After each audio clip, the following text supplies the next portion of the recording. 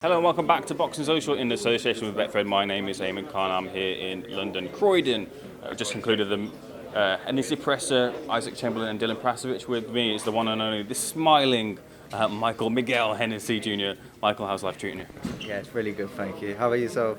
Yeah, I'm not too bad, all the better for speaking to you. So you got your fight coming up on this Friday night. First of all, before we get to that fight, how do you feel your 2021 has been? We're coming to the end of the year now. You're going to have the final fight of the year.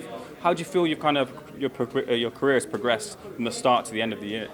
2021, it's been a great year for myself. Like you say, I feel like I've got better with every fight, picked up my first stoppage along the way. So, yeah, hopefully there's more of that to come in 2022, and this is just a start. It's great to have the crowds back as well, because boxing behind closed doors it just wasn't the same. Although I was very lucky to be boxing behind closed doors, it wasn't the same. It's great to have the crowds back. You mentioned there about getting your first pro stoppage. Was that something I'd like to know, like for a fighter who's getting their way up the ranks, getting those fights out there, is that something that sticks in your mind that you want to get that out of the way, get that stoppage, get that KO? Yeah, absolutely. I think in a lot of my fights I started loading up a little bit too much, and that's when they don't come, because I was loading up so much thinking, I've got to get the stoppage, because I had stoppages in the amateurs, but it's different on the pro scene, when you're under the lights and stuff, and it was definitely playing on my mind a little bit. So now that I've finally got that out of the way, I've relaxed a little bit more, and I find that in my last fight I boxed a lot better again. Talk to me about, because I haven't been able to grab you in post-fights in commentary when I've been there, but I know that obviously you and your dad talk a lot, especially those moments after those fights. What does your dad say to you, like in those moments when you get those wins, when you get those stoppages? What does he say to you? He just tells me that he's very proud of me. He knows how hard it is and what I put myself through just to get in the ring, and he knows what it takes to get in the ring. It takes a big set of cojones, at any level. So he just tells me that, and then of course we get down to the, what I've been doing good and what I've been doing bad. So yeah, it's just just give me a bit of feedback, really, to be honest. Because actually, interesting fact, he trained me from the age of 11 all the way up until 20 before I started working with Junior Saba.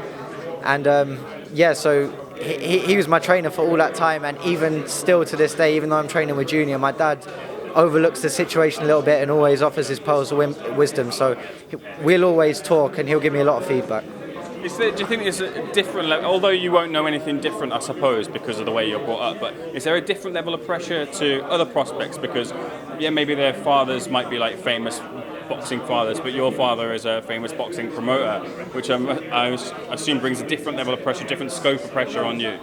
Yeah, there's definitely added pressure there. I'm definitely open to a lot more scrutiny, but it is what it is. As time's gone on, I've got used to it, and I understand that everyone gets stick. It's just one of them things you have to put up with, and you just got to focus on yourself and not worry about what anyone else is saying. So there is that little bit of added pressure for me to perform.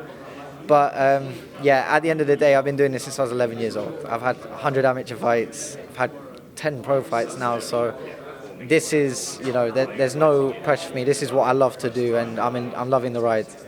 And you've got another family member now giving you that extra little bit of competitive edge too. Tell me about that. Absolutely. I don't think it's very competitive at the moment. She's surpassed me, I think. My little sister Fran, 17-year-old. She's next up. She's a phenom, that girl. Just won her first national title, boxed brilliant. I'm so proud of her.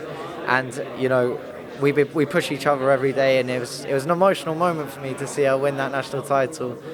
After seeing all the hard work she's put in, and, she's definitely destined for great things for sure. Motivates me to push that much harder, seeing her success. So it's great to have her around. I suppose that's kind of a way you can sort of understand how your dad feels looking at you when you kind of look at your sister doing what she does.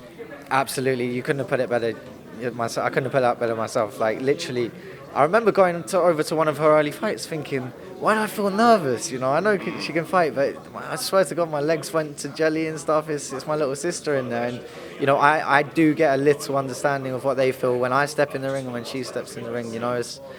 But at the end of the day, I think they have to worry about me more than her. Friday night, you do have a fight. Let's get to that. Tell me have we got an opponent confirmed? What's the situation there? I'm not too sure, to tell you the truth. I don't know if there's a opponent confirmed. It's the last little run out before Christmas. I'm happy with how I fought this year. and I'm looking to step up to an 8-rounder, the first fight of next year, which should be Feb, March sort of time. So nice little run up before Christmas, back down in London. Not that I don't love Coventry and Birmingham, that's my second home now, but it's great to be back, have all my friends and family coming to support me. It's going to be an incredible atmosphere. Hopefully there'll be more down here now, Crystal Palace sort of way, London, with Isaac headlining after he smashes it Friday, right, Isaac? You're going to smash it Friday, yeah? And there's going to be more fights down here in London, yeah? More title fights. So yeah, I'm excited. I was just about to ask you that, but you kind of covered it there with Isaac Chamberlain, but important night for him too. Absolutely, very important night for Isaac. It's his breakthrough night. This is his. I know he had a few comeback fights and he just blew the guys out the water. This is his first competitive fight, headlining on Channel 5. He's going to show everyone what he's all about. He's going to be a future superstar, future world champion, 100%. They're going to see. I've been saying since his fight with Okoli, he's been through so much. He went out, did his apprenticeship in America, and he's a completely different fighter. And everyone's going to finally see. They've seen glimpses of it in his other fights, but they're going to see him do this to a real top level guy, a world level guy who's never he's only ever been beat by Okoli. He's a world level competitor. So this is going to be a breakthrough night for him for sure. Michael just turned into Mick there for a moment. It's not promoting you doing, it's fighting you doing on Friday. Let's bring this back to you. What can people expect to see from you in the ring on Friday night? They can expect to see a great performance, an improved performance. I'm improving every fight. Like I said in the press conference, I'm moving under the radar a little bit, slowly but surely, and I feel like I'm going to surprise a lot of people in this sport. Only young, only just turned 22, got all the time in the world, and yeah, I'm going to shock a lot of people in the future.